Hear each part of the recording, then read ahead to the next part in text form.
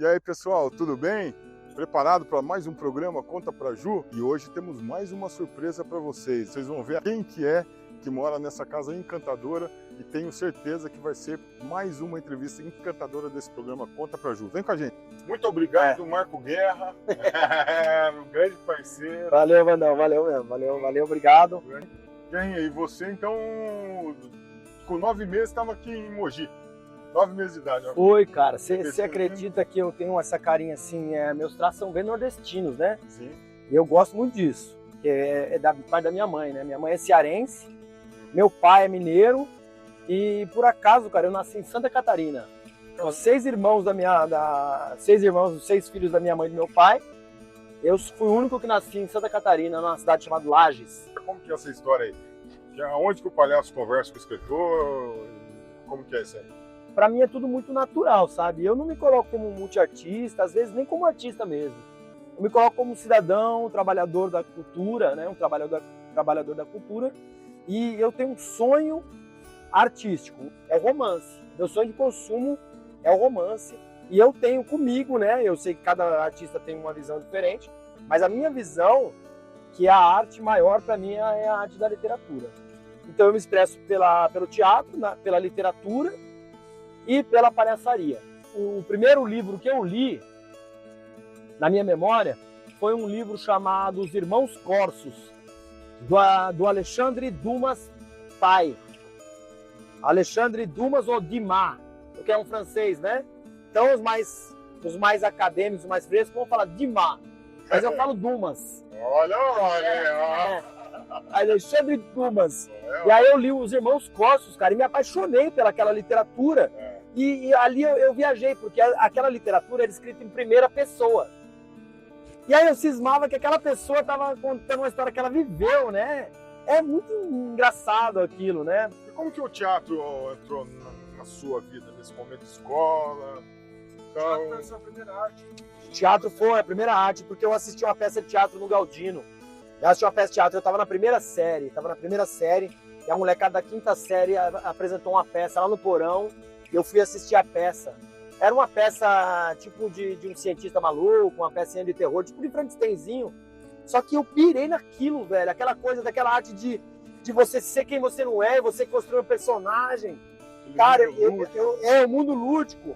A minha impressão naquele momento é que aquelas pessoas não eram pessoas de verdade, que elas fossem tipo encantadas. Essa que era a minha ideia. Até me emociona quando eu lembro, porque eu falei, isso que eu quero ser. E como que foi essa experiência de você lidar com os jovens que estão em medidas de privação de liberdade da Fundação Casa? Você fez um trabalho como arte educador lá exemplar, né? E que acabou culminando num livro que você fez, que foi lançado esse ano. Eu tive a oportunidade de estar no lançamento. Então eu tenho as minhas artes, da palhaçaria, do teatro, da literatura, e eu consigo entrar. E a arte, para mim, ela é um compromisso. Eu tenho esse compromisso com a minha arte para eu poder revolucionar a minha maneira. A minha maneira de revolucionar é levar consciência para esses adolescentes, para a situação que eles estão. Somente eles, cada um deles, pode mudar a sua situação, tomando consciência que existe por trás dos acontecimentos, né? Porque quando a pessoa sabe fazer a leitura do mundo e não bebe qualquer fonte de comunicação, ela não se deixa alienar.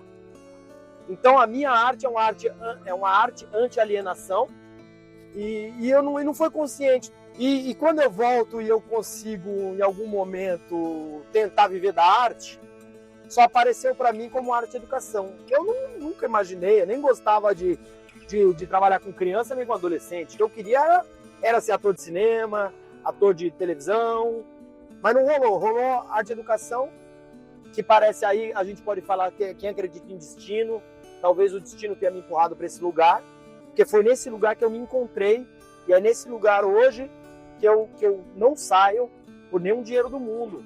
Acabei nesse percurso criando uma metodologia própria, que se chama Pedagogia do Palhaço. A Pedagogia do Palhaço é o seguinte, você se apropriar de técnicas do palhaço para ampliar, em primeiro lugar, 3 coisas principais. Manter a saúde integral, porque quem trabalha com adolescente, com criança, sabe do que eu estou falando, a saúde vai embora, começando pela questão do estresse psicológico da pessoa fica abalado, depois vem a questão da voz, que a pessoa perde, vários outros fatores, né? Essa é a primeira coisa. Você vai manter sua saúde, utilizando técnicas de palhaço. Segundo, vai criar um canal de comunicação sustentável com crianças e com adolescentes, utilizando as técnicas do palhaço. Eles te admiram porque sabem que você não é só um professor. Aí você cata uma cadeira, equilibra no queixo. Você cata e começa a fazer malabares com os negócios que tem lá, a molecada já viaja. Aí fala, pô, esse senhor é muito doido, ele é diferente dos professores que a gente conhece. Em primeiro lugar, é ser diferente de qualquer tipo de professor. Porque eu não tenho memória de professor bom. Óculos com conforto, estilo e elegância, como esses que eu uso aqui no programa Conta Pra Ju, você encontra lá no Empório do Óculos, Rua Santana, número 125, Mogi das Cruzes, São Paulo. Não vai se atrasar.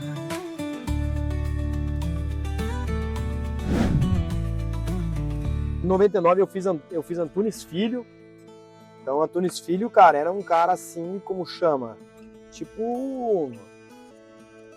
Profeta da dramaturgia brasileira. É, um cara super consagrado em tudo que ele fez. Né? E ele tinha uma metodologia de ensinar teatro, assim, próprio dele, cara, que ali parece que como se eu tivesse aprendido teatro mesmo. Foi um divisor de águas do que eu achava que sabia sobre teatro, certo? Então aquele cara, pra mim, foi o que eu nunca tinha tido como professor toda a minha vida. Foi depois disso que a palhaçaria chega. A palhaçaria chega pra mim, na verdade, por causa de uma situação que aconteceu no primeiro lugar que eu fui dar aula como arte educador. Entendeu? Eu fui dar aula como arte educador num lugar, em São Paulo, numa área de vulnerabilidade, na Vila Camosina, né, que é a Terra do Góis. E aí, cara, mano, em 3 meses eu tava doente, cara. Eu tava mal pra caramba, eu tava muito mal, porque eu tinha 4 grupos de adolescentes e 4 grupos de criança, de segunda a sexta, das 8 da manhã às 5 da tarde. E de 3 em 3 meses você tinha que apresentar resultado, apresentar peça, não sei o quê. Eu tava esgotado e os adolescentes queriam me bater, a molecada queria bater um no outro, um batia no outro, na minha frente, aquela coisa... O caos, né? O caos, velho. E do lado da minha sala era uma coisa de drywall, a capoeira comendo solta e eu não conseguia falar na minha aula. Meu Deus. Ah, cara, e eu catei e ia pedir as contas, eu tinha 2 filhas pequenas. Cara, e aí, cara, eu comecei a tentar bolar um plano pra eu escapar da doença que eu tava entrando ali. Doença psicológica, ferrada. Aí um dia voltando no trem, cara, pendurado, né? Eu tive um insight assim, ó. Pá! Pô, mano, eu passei com Antunes, mano, sou um ator bom pra caramba, como é que eu não bolo um esquema pra mim? Vou bolar um esquema seguinte. Pensei, será que eu poderia criar um personagem que não fosse o Marco Guerra, fosse um personagem pra dar aula? Que eles chamam de guerrinha e tal, mas que é um personagem que não usa a minha própria personalidade. E aí, cara, eu gostava muito do Jerry Lewis. Você já assistiu o Jerry Lewis? Sim.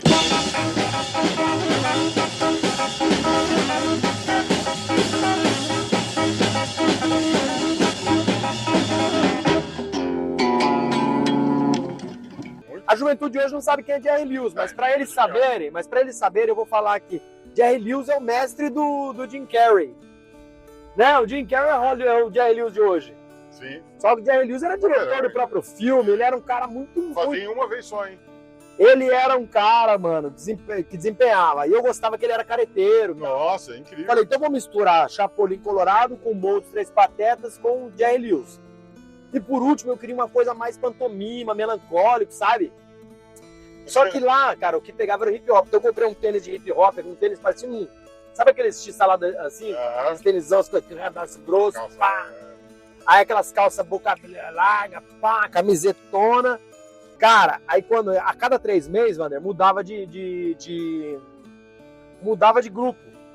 Você recebia uma turma nova. Bem na hora que mudou a turma, cara, eu apresentei. Mano, e eu tinha um caderno de anotações. Caderninho anotava, pá. Aí comecei a ver, quando deu um mês, velho, pô, mano, eu não me estressei, cara. Porque quando acabava a aula às 5 horas, era como se eu no armário eu catasse eu mesmo e me vestisse. Aí embora de trem, mano, mesmo pendurado, cara, eu ia feliz. Com o tempo eu virei um estudioso da palhaçaria, misturando o humor do palhaço com a educação, né? E quando eu chego na Fundação Casa, já 5 anos depois, eu já estava concretizada a pedagogia do palhaço, pelo menos do meu ponto de vista.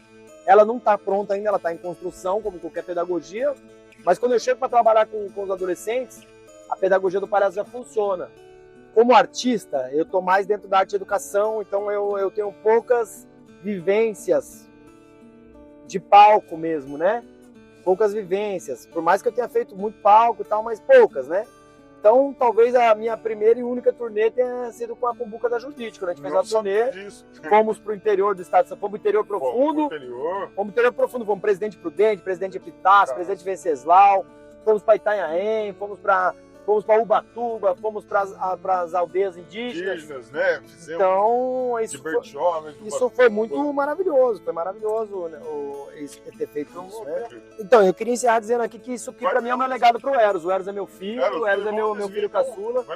Eu queria que esse legado, tudo que ele ouviu aqui entre a gente aqui, ficasse para ele, no coração dele, de saber que a arte é um compromisso, né, cara? E se a gente quer transformar o mundo, a gente tem que ter... Eu penso que a gente tem que ter ética na arte e a gente tem que ter estética na educação. Acho que tem que responder essa pergunta todos os dias. O que é minha arte, para que ela serve? Para que serve não só a minha arte, mas para que serve a arte no planeta? Muito obrigado, Marco Guerra, um grande parceiro. Valeu, Vandão, valeu mesmo, valeu, obrigado. Grande amigo. Obrigado à Cumbuca da Judite, obrigado aí à equipe sua, o Elias Mingoni.